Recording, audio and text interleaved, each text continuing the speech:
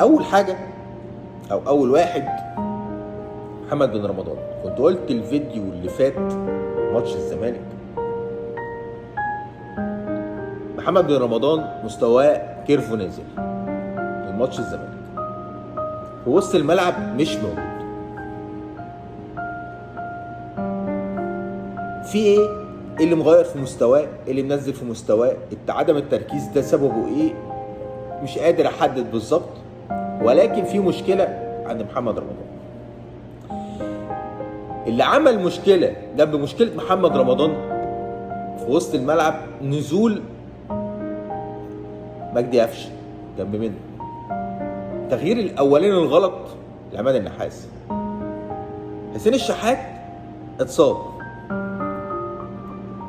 وطلع ونزل بداله مجدي قفشه.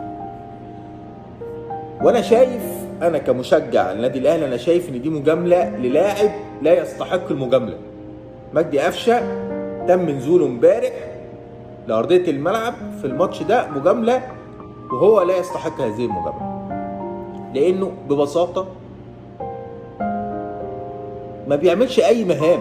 هو الراجل مش عارف بقى، هو مش عايز يلعب للنادي الاهلي، نسي كوره اللي انا يعني ميولي رايحه في ليها اكتر.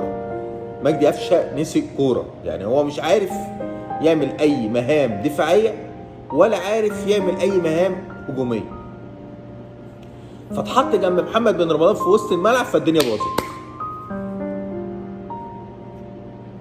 جونين جم،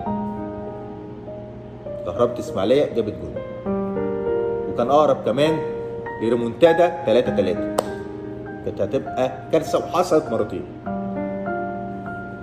وربنا ستر فيها. ده بالنسبه لمحمد بن رمضان. ومجدي